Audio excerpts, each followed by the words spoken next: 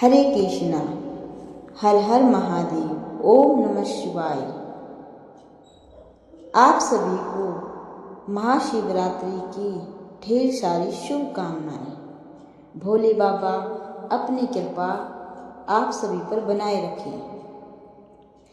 आइए आज हम 14वें अध्याय का अध्ययन करेंगे, जिसमें शिवरात्रि का उद्यापन और इसकी व्रत कथा सुनेंगे। इतनी कथा सुनकर नारद जी ने कहा, हे पिता, आपने शिवरात्रि व्रत की विधि का तो वर्णन किया। अब मेरी यह इच्छा है कि आप उस उद्यापन की विधि को और सुनाने की कृपा करें, जिसे करने से शिव जी का व्रत पूर्ण होता है, जिसके द्वारा शिव जी अपने भक्तों पर प्रसन्न होकर दोनों लोगों की कामनाएं पूर्ण करते हैं। ब्रह्मा जी बोले, हे नारद, जब 14 वर्ष तक शिव जी का व्रत निरंतर कर ले, तब उसका उद्यापन करना उचित है। उद्यापन की विधि इस प्रकार है कि त्रयोदशी के दिन संयम पूर्वक रहें तथा चतुर्दशी के दिन निर्जल व्रत धारण करें। शिव जी का धाम दिव्य मंडल, जिसे गौरी तिलक कहा जाता है, की रचना करके लिंगो तो भद्र तथा सर्वा तो भद्र चक्र बनवाए। यहाँ 8 कलशों की स्थापना कर उन्हें फल फूल तथा वस्त्रों से सुशोभित करें।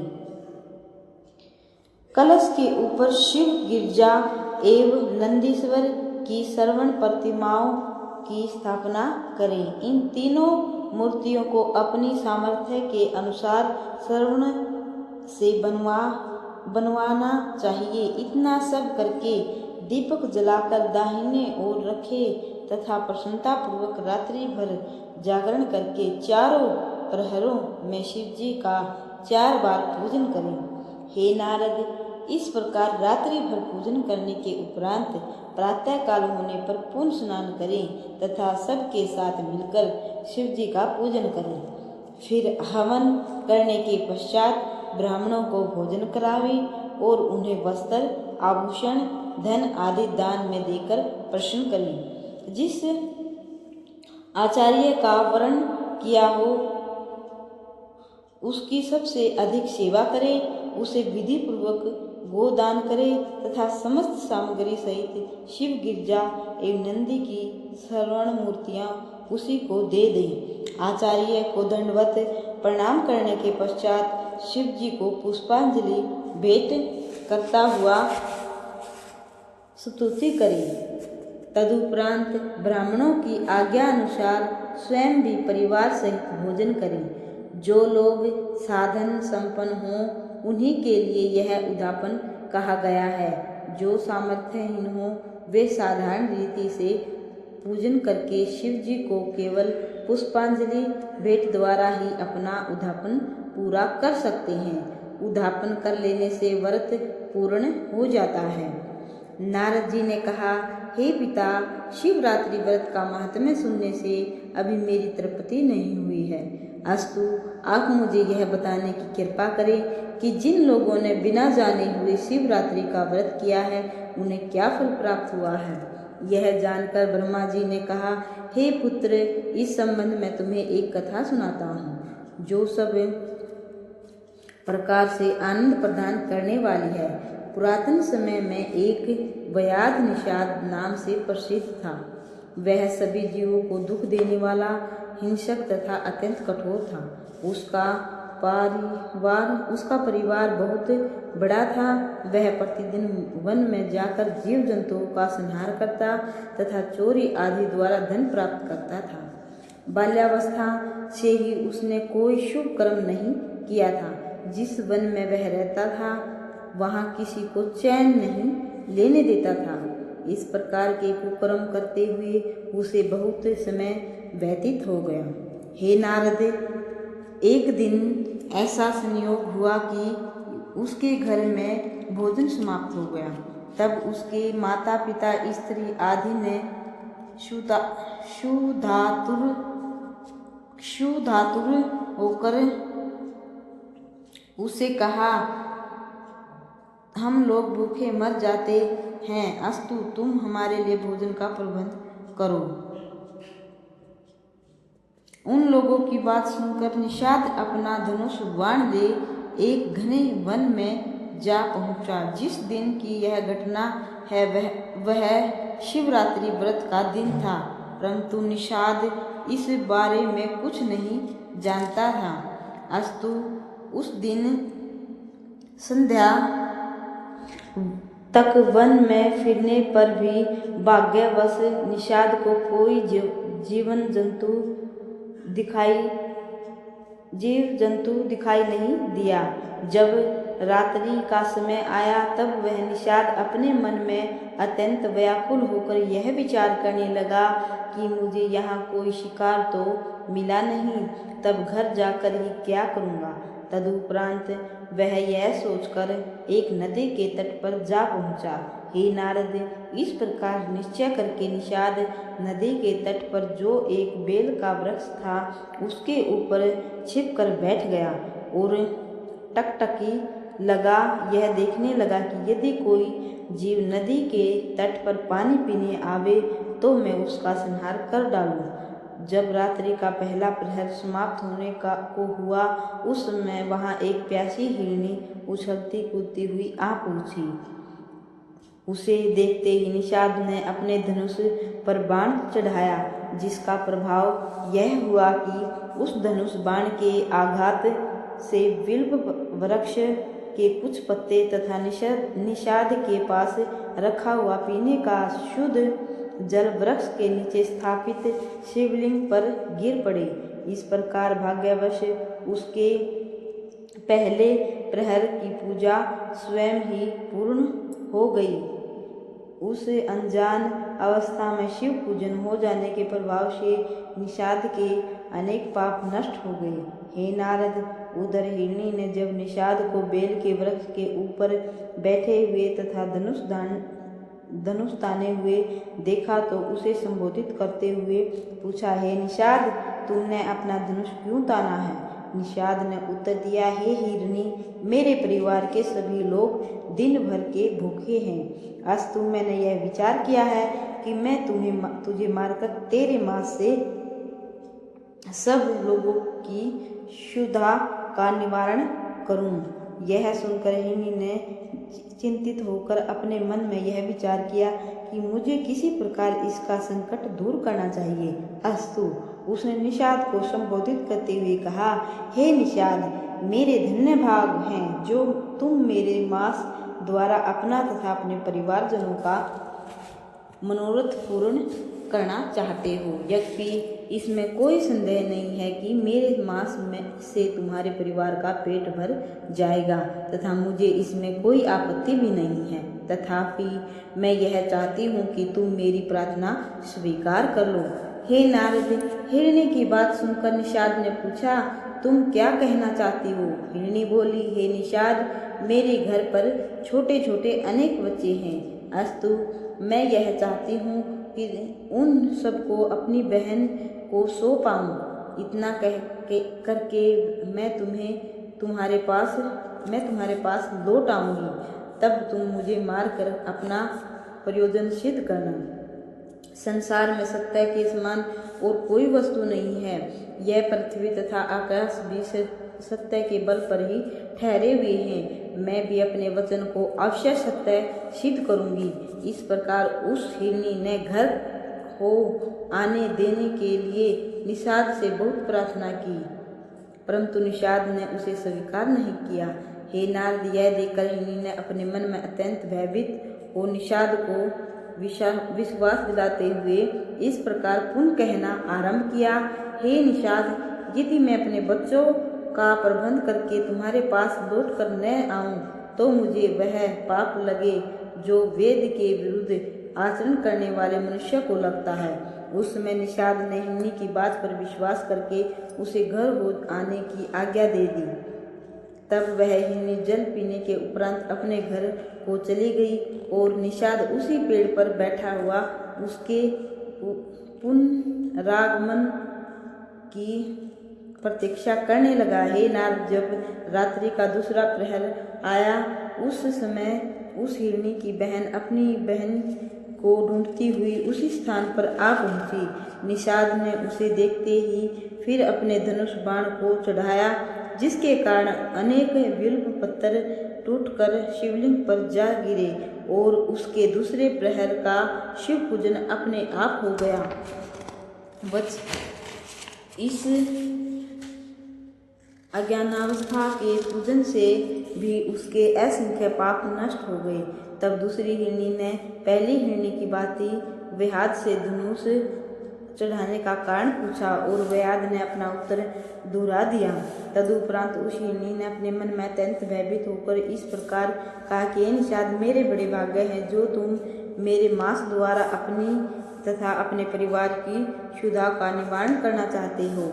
यह शरीर नाशवान है, अस्तु इसके द्वारा यदि परोपकार हो तो इससे अधिक आनंद की बात क्या होगी। फिर भी मैं यह चाहती हूँ कि मैं अपनी छोटी लड़की को अपने पति को सौंप पाऊँ, तत्पश्चात यहाँ आकर तुम्हारे बाण का लक्ष्य बनूँ। जब निषाद ने उसकी प्रार्थना को अस्वीकार किया तब उस हिरनी ने विश्वास दिलाते इस प्रकार कहा, यदि मैं अपनी प्रतिज्ञा भंग करूं तो मुझे वह श्राप लगे जो अपनी स्त्री को छोड़कर पराई स्त्री के साथ भोग करने पर लगता है। यह सुनकर निषाद ने उसे भी घर हो आने की आज्ञा दे दी। तब वह तो पानी पीकर चली गई और निषाद उसके लौटने की प्रतीक्षा में जागता हुआ धनुष ताने अपने स्थान पर बैठा रहा। हे नारद, उधर जब हिरनी देर तक घर लौटकर न पहुंची और रात्रि का तीसरा पहर आया तब हिरण उसे ढूंढने के लिए स्वयं भी चिंतातुर तथा तृषातुर हो नदी की ओर चल दिया।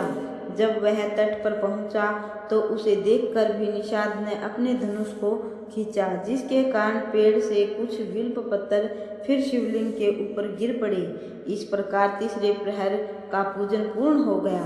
इस पूजन से निषाद के शेष बचे पापों में आधे पाप और नष्ट हो गए।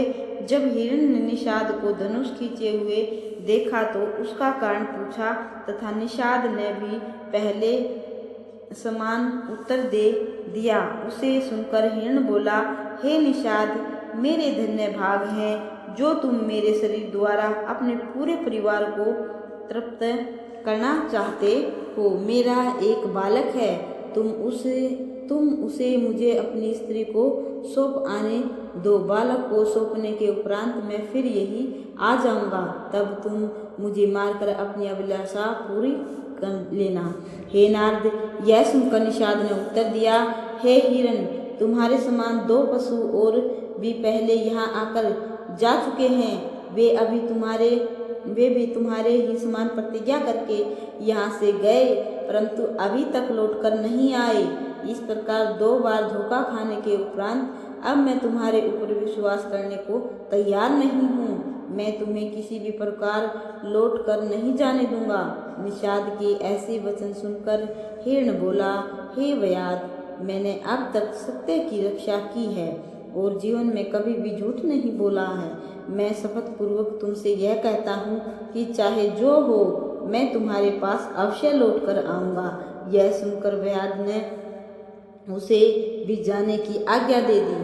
तब वह हिरण भी पानी पीकर अपने घर लौट गया। हे नारद, जिस समय घर पर हिरण तथा हिरनी सब एक हुए और उन्होंने अपना अपना वृत्तांत कहा तो वे एक दूसरे का हाल सुनकर अत्यंत शोक करने लगे।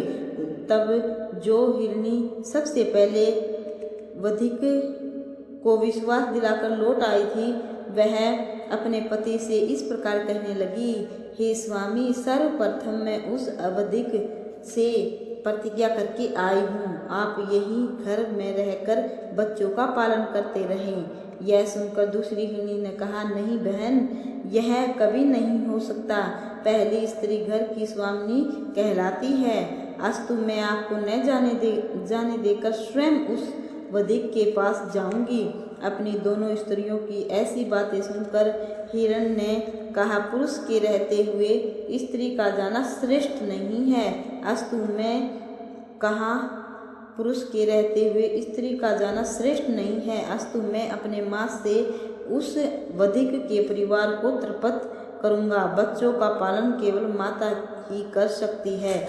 अपने पति के यह वचन सुनकर हिरणियों ने एक साथ कहा, हे स्वामी, हम विधवा होकर इस घर में कभी नहीं रहेंगी। हे नारद, इस प्रकार उन तीनों ने जब स्वयं जाने के लिए आग्रह किया, तब वे सब के सब उस वधिक के पास चले गए। अपनी माताओं तथा पिता को जाते हुए देखकर बच्चों ने यह सोचा कि जब हमारे रक्षक ही नहीं रहेंगे तो हम किसके आश्रय पर जिएंगे। अस्तु, हमें भी इनके साथ चलना उचित होगा। तब वे भी उनके साथ चल दिए। इस प्रकार हिरण का संपूर्ण परिवार उस वधिक के समीप जा पहुंचा। जब वधिक ने उन सब को अपने पास आते हुए देखा तो पूर्व की भांति फिर अपना धनुष चलाया तो बिल्वपत्र तथा जल पुनः शिवलिंग के ऊपर गिर पड़े और उसके चौथे प्रहर का पूजन समाप्त हो गया। चौथा पूजन होते ही वधिक के संपूर्ण पाप नष्ट हो गए। तब उसे श्रेष्ठ बुद्धि तथा उत्तम ज्ञान की प्राप्ति हुई। जिस समय हिरण ने दोनों हिरणियों तथा बच्चों सहित उसके पास जाकर यह कहा, हे वधिक, अब तुम हमारे शरीर को शुद्ध करके हम सबका संहार करो। निषाद अपने मन में इस प्रकार विचार करने लगा कि जिन पशुओं की बुद्धिहीन कहा जाता है वे मनुष्य की अपेक्षा कहीं अधिक धन्य हैं, क्योंकि वे अपने शरीर को नष्ट करके विप्राय उपकार करने को तैयार रहते हैं। न जाने इन अशुभ कर्मों के कारण मैं किस अवस्था को प्राप्त होऊंगा। हे नारद, इस बात अपने मन में निश्चय करके वधिक ने आंखों से आंसू बहाते हुए उन हिरणों को संबोधित कर ऊंच स्वर में कहा, हे शुद्ध पशुओं, तुम अपने घर लौट जाओ। तुम्हारा जीवन तथा तुम्हारा धर्म धन्य है। मैं तुम्हें प्रतिज्ञा के बंधन से मुक्त करता हूँ। जिस समय निषाद ने उच्च स्वर से यह शब्द कहा, उसी समय शिवजी अत्यंत प्रसन्न होकर उसके सम्मुख प्रकट हो गए। उन्होंने वधिक को का हाथ पकड़ते हुए इस प्रकार कहा, हे निषाद, हम तुमसे अत्यंत प्रसन्न हैं। तुमने शिवरात्रि का व्रत रखकर अपने संपूर्ण पापों को नष्ट कर दिया है। अब तुम्हारी जो इच्छा हो वह वर हमसे मांग लो। हे नारद, भगवान सदाशिव के श्रीमुख से यह वचन सुनकर निषाद उनके चरणों पर गिर पड़ा। फिर हाथ जोड़े हुए केवल यह कह सका, हे प्रभु, मैंने आपके दर्शन करके ही सब कुछ पा लिया है। तब भगवान भूत बामन ने अत्यंत प्रसन्न होकर उसका नाम सकनंद रखा और स्वयं ही अनेक वर देते हुए यह कहा, हे निषाद, तुम्हारे सभी मनोरथ पूर्ण होंगे। तुम अपनी राजधानी बनाकर वहां सुखपूर्वक राज्य करो। तुम्हारे अनेक संतानें होंगी। सभी देवता तुम्हारी प्रशंसा किया करेंगे। हमारे भक्त रामचंद्र जी तुम्हें अपने मित्र बनाकर संसार में यश प्रदान करेंगे। इतना कहकर भगवान सदाशिव मौन हो गए। हे नारद, भगवान भूत बामन के दर्शन पाने से उन हिरणों के भी समस्त पाप नष्ट हो गए। तब उन्होंने भी मृग योनि त्याग कर देव स्वरूप प्राप्त किया। तदुपरांत वे शिव जी की कृपा से विमानों पर आरूढ़ हो देवलोक को चले गए। वे मृग आज तक नक्षत्र रूप से आकाश में दिखाई देते हैं। इस चरित्र को करने के उपरांत भगवान सदाशिव प्रत्यक्ष रूप में तो अंतर्ध्यान हो गए तथा लिंग रूप से वही स्थित होकर वयाधेश्वर के नाम से प्रसिद्ध हुए।